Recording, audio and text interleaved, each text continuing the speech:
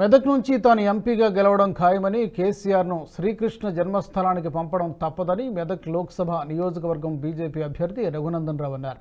తాను దుబ్బాకలో ఓడిపోయానని బీఆర్ఎస్ నేతలు అంటున్నారని, మరి కేసీఆర్ కామారెడ్డిలో ఓడిపోలేదా అంటూ ప్రశ్నించారు. పోలీసులతోనే డబ్బులు పంచి గెలిచినందుకు కేసీఆర్ సిగ్గుపడాలన్నారు. మెదక్ లోక్సభ నియోజకవర్గ బీఆర్ఎస్ అభ్యర్థి వెంకట్రామరెడ్డి ఎన్ని కట్టలిచ్చినందుకు సీటు ఇచ్చారో చెప్పాలని నిలదీశారు. కేసీఆర్ డబ్బులిచ్చి గెలిచారని రాధాకిషన్ రావు చెప్పారని పేర్కొన్నారు. దుబ్బాక ఉప ఎన్నికల్లో కేసీఆర్ను హరీష్ రావును కలిపి కొట్టానన్నారు. అసెంబ్లీలో పోటీ చేసి ఓడిపోయినా ఓడిపోలేదా అదొకసారి మీరు ప్రజలకు సమాధానం చెప్పాలి. మీరు టికెట్లు ఇచ్చినటువంటి కొప్పుల ఈశ్వర్ గారు, పెద్దపల్లి నుంచి టికెట్ ఇచ్చినటువంటి కొప్పుల ఈశ్వర్ గారు మొన్న రాష్ట్ర శాసనసభకు జరిగిన ఎన్నికల్లో ఓడిపోయినా ఓడిపోలేదా? అదే రకంగా మీకు క్యాండిడేట్లు లేకపోతే అద్దెకు తెచ్చుకున్నటువంటి ఆర్ఎస్ ప్రవీణ్ కుమార్ గారు మొన్న ఒక పార్టీకి వెళ్ళి పోటీ చేసి అసెంబ్లీ ఎన్నికల్లో ఓడిపోయినా ఓడిపోలేదా? అంతెందుకు, నీ పార్టీలోనే అనేక మంది గత ఎన్నికలలో కూడా అసెంబ్లీ ఎన్నికలలో ఓడిపోయిన వాళ్ళకి మీరు పార్లమెంట్ టికెట్లు ఇచ్చిర్రా, ఇవ్వలేదా?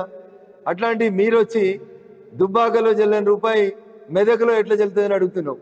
దుబ్బాకలో మీరు ముఖ్యమంత్రిగా ఉన్నప్పుడు నీ అల్లుని నిన్ను ఇద్దరిని కలిపి నీ పార్టీ పునాదులని పెకిలిచ్చింది ఇదే రఘునందన్ రావు, ఇదే బీజేపీ జెండా అనేటువంటి విషయాన్ని మీరు మర్చిపోవద్దు. రేపు పార్లమెంట్ ఎన్నికలు ముగిసిన తర్వాత నువ్వు, నీ కొడుకు, నీ అల్లుడు తప్ప నీ పార్టీలో ఒక్క ఎమ్మెల్యే కూడా మిగిలడు అనేది నగ్న సత్యం. అందుకని మతి భ్రమించి ఏది పడితే అది మాట్లాడుతూ ఉన్నారు అనేది మెదక్ ప్రజలు ఆలోచిస్తూ ఉన్నారు, అనుకుంటున్నారు.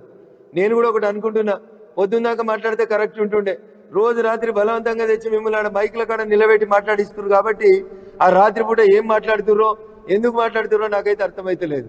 ఏం చేస్తారు, సంకీర్ణాలు వస్తాయి. ఈ వీడియో మీకు నచ్చినట్టయితే లైక్ చేయండి, 10 మందికి షేర్ చేయండి. అలాగే కామెంట్ల రూపంలో మీ అభిప్రాయాలను మాతో పంచుకోండి. Nationalist hub group of channels ను సబ్స్క్రైబ్ చేసుకుని తెలుగునాట జాతీయవాద జర్నలిజాన్ని ప్రోత్సహించండి. ఈ వీడియో కింద ఉన్న బెల్ ఐకాన్ పై క్లిక్ చేయడం మర్చిపోవద్దు.